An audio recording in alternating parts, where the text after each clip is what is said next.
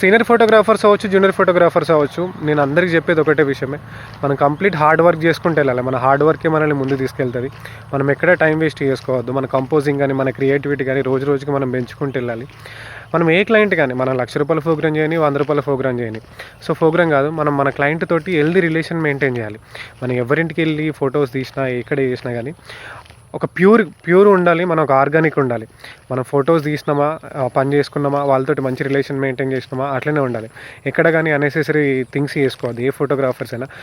ముఖ్యంగా చెప్పేది ఏంటంటే, ఎవరన్నా సీనియర్ ఫోటోగ్రాఫర్ దగ్గర జూనియర్ ఫోటోగ్రాఫర్ ఎవరైనా కొత్తగా పని నేర్చుకోవడానికి వచ్చింది అనుకోండి, ఆ క్లయింట్ వాళ్ళని నమ్మి ప్రోగ్రామ్ ఇస్తాడు. సో ఎవరైతే జూనియర్ ఫోటోగ్రాఫర్స్ ఎవరైతే ఉన్నారో వాళ్ళు చాలా జాగ్రత్తగా, మనం ఫంక్షన్లకు వెళ్తే కొంత వైబ్ ఉంటుంది. కొంతమంది కొత్త అమ్మాయిలు ఉంటారు, కొంతమంది వాళ్ళు కలుతారు, వీళ్ళు కలుతారు. సో ఎవరితోటి మనం అన్నెసెసరీ చేయకుండా మనం ప్రాపర్ పని నేర్చుకొని, ఓన్లీ సీనియర్ ఫోటోగ్రాఫర్లు చెప్పట్లేదు, ఎవరన్నా టైంపాస్కి ఫీల్డ్లోకి వచ్చి ఇలాంటి పనులు చేద్దామని అనుకుంటారు ఇష్టం, అది తప్పు. అసలు మన మైండ్ సెట్ ప్యూర్గా ఉండాలి, మనం ప్యూర్గా ఉండాలి. ఇట్లా ఎవరు చేయరు, కానీ ఇన్కేస్ ఎక్కడన్నా మిస్టేక్ జరిగితే అలాంటివి కూడా చేయొద్దని చెప్పేసి అని నేను అంటున్నా. సో హ్యాపీగా ఉండాలి, హ్యాపీగా పని చేసుకోవాలి. ప్రతి ఒక్క ఫోటోగ్రాఫర్కి మనం రోజు రోజుకి అప్డేట్ అవ్వాలి, మన పని అప్డేట్ అవ్వాలి, మనం ఇందులో సంపాదించుకోవాలి, హ్యాపీగా ఉండాలి అండ్ వెల్ సెటిల్డ్ ఉండాలి.